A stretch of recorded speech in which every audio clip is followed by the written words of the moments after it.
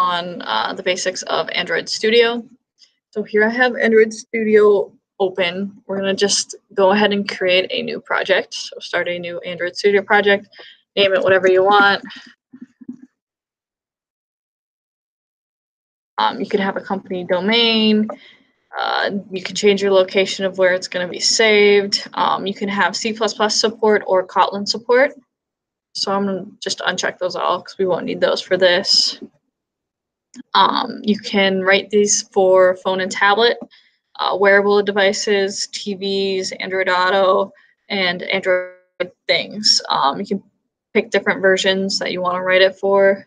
So we'll leave it on Ice Cream Sandwich, which is one of the newer versions. So we'll go ahead and hit next. And we're just going to create an empty activity. We can name it whatever we want. Main activity is fine. We're just going to finish. This is going to take a few minutes to set up and get fully running. It'll be creating a Gradle, which is kind of how you run your app.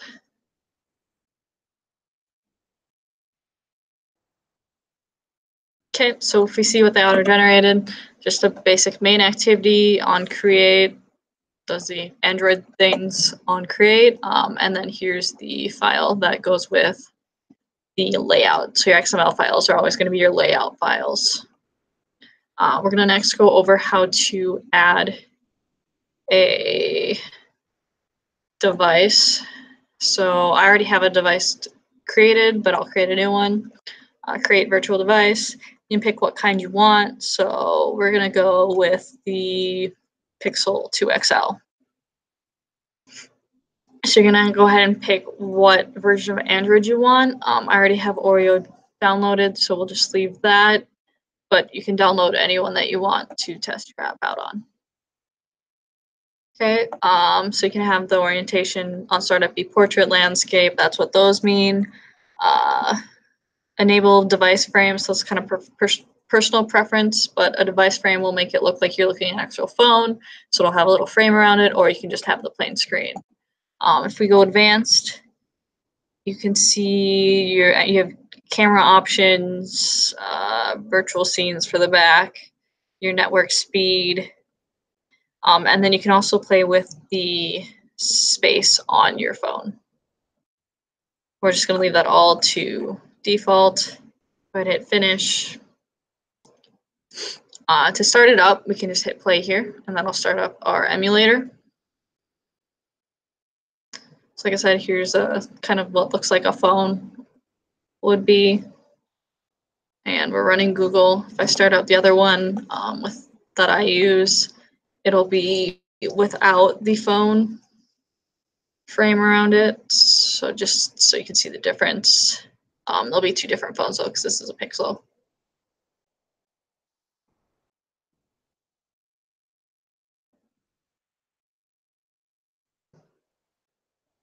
All right. So I'm going to go ahead and actually open the program that I have to make this calculator app. So we'll close this out. Let's go close project. Open recent. So I found this code for a My Calculator. Kind of changed it from needs for the purpose of this tutorial. So give it a minute to start up. So the main things that we really have to worry about is buttons, kind of what is on your screen. So if we open this up and open up the calculator.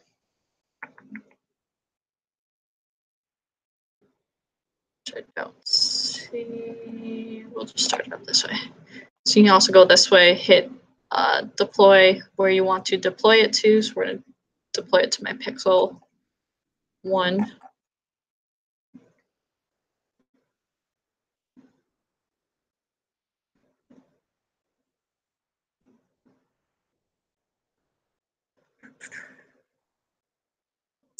So this is just basically a very generic calculator app. Once it gets loaded, I can show you more.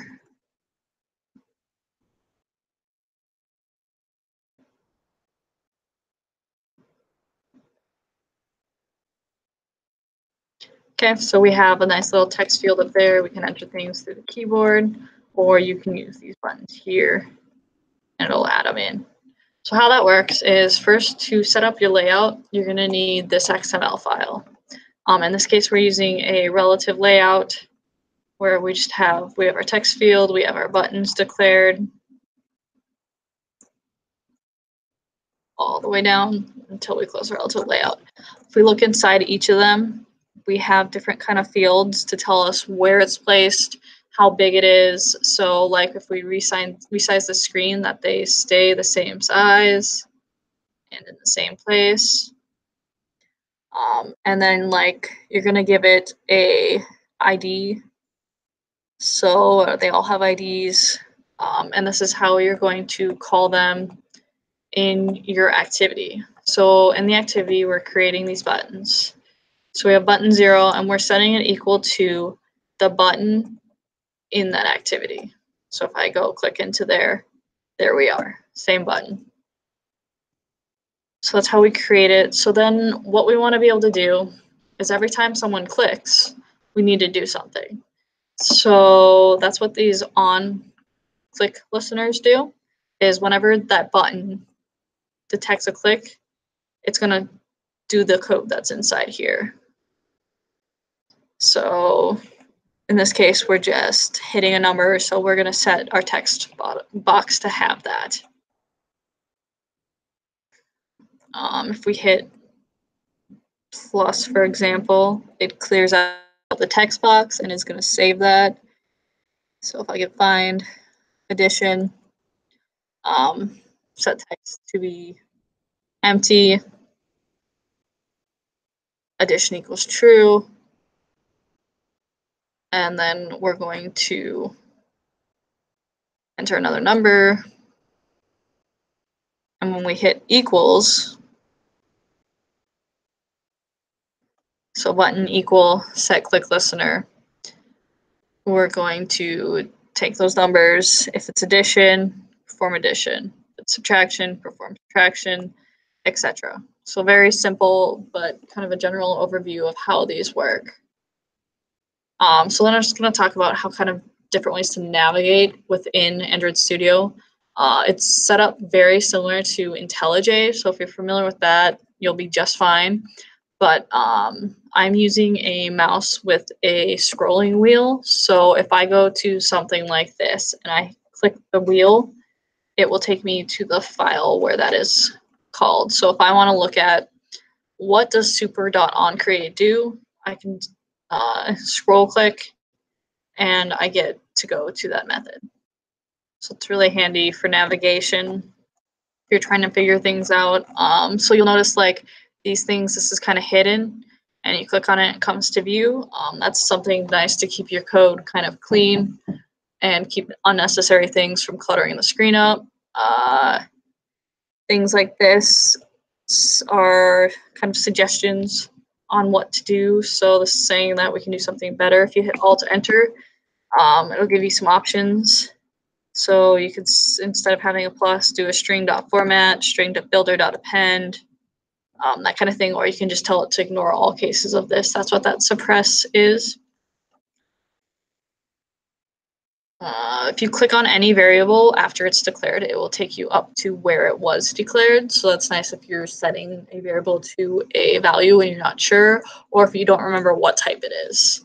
Another nice thing is if we take this out of the parentheses and we hit Control P, maybe, not gonna work.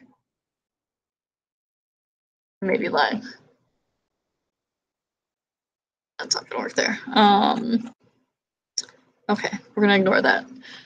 So it's not working. It should tell you the parameters for that method, but it's not working right now. So we're gonna kind of focus over here. This is, I like to view my projects as a project view. So this is kind of the files you would see if you opened it up using a file viewer. So just whatever file system you have.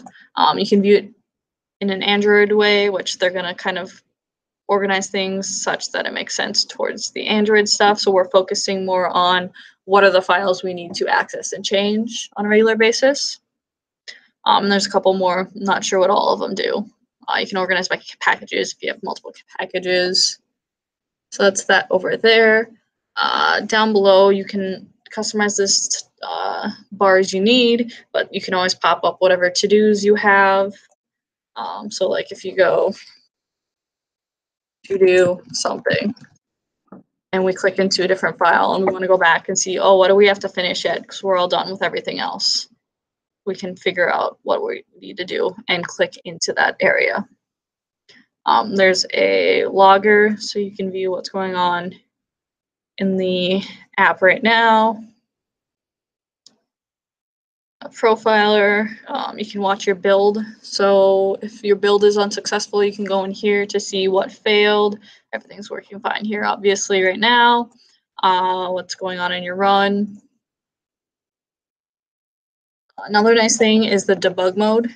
So let's say we want to know when this button's being clicked because something's going wrong. We put a breakpoint over here next to the line number. And we're going to hit this little bug guy. Select the device we want to run it on. And run that.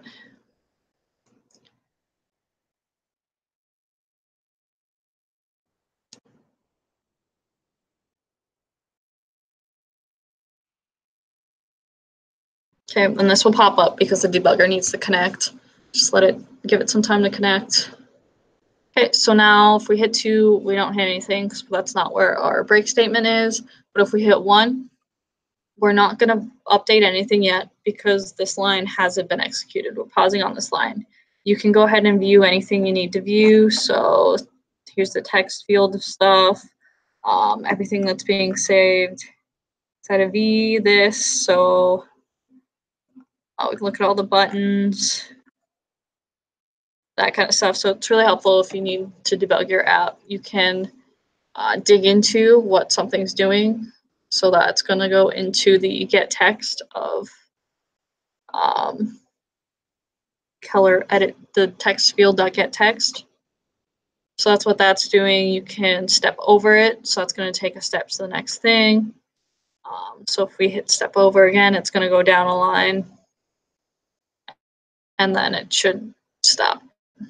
So this is going to dig down way into everything and anything that is going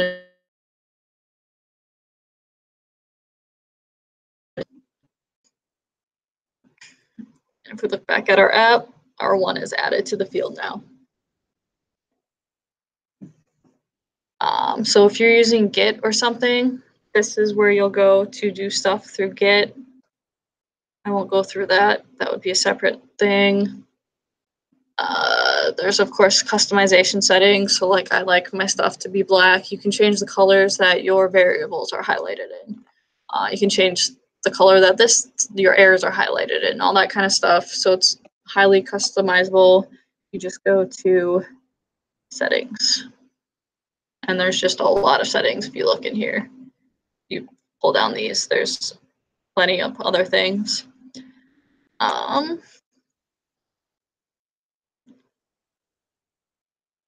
So one nice thing, which I didn't include Kotlin in this, but if you want to convert your file, actually I think I did. If say we have a file and it's in Java and we want to convert it to Kotlin, there's a way to do that. Just gotta remember how. Convert Java file to Kotlin file. Kotlin's a new thing to do for Android Studio. So it'll convert. It won't always work converting, and there's usually going to be a couple errors in there that you're going to have to fix. But for the most part, it's really nice, convenient if you want to update your app to be with the new standards. So some of the code may require some conversion or some corrections, but here it changed it to Kotlin. And we can see what those errors are. Okay, so Kotlin doesn't like things not being abstract, so that's going to be an error. So you'd have to declare them up here, is all that this one's showing. So that's really a nifty thing. Go ahead and undo that.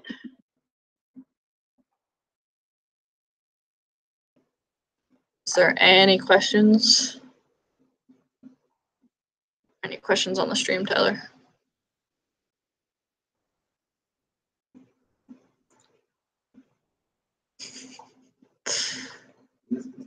phone? Is it just a little bit? Because I know it feels like 600 megabytes for that default program. I've never actually looked, but I think so. Just because if you think of how quickly these apps grow, there's no way a phone would support something that, like, because this is just one screen. Most apps have at least 5 screens. So I would assume so. I've never looked into it though.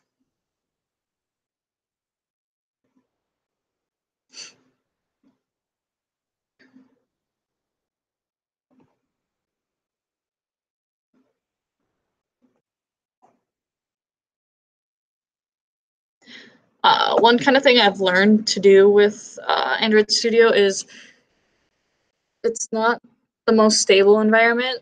One of the things that can happen is all of a sudden your build will start freaking out and your whole screen will start blinking. Whenever that would happen, all you need to do is go to File and then invalidate your caches and restart, because something got corrupted in your caches and is making Android Studio freak out. So if that ever happens, there's a quick fix for that.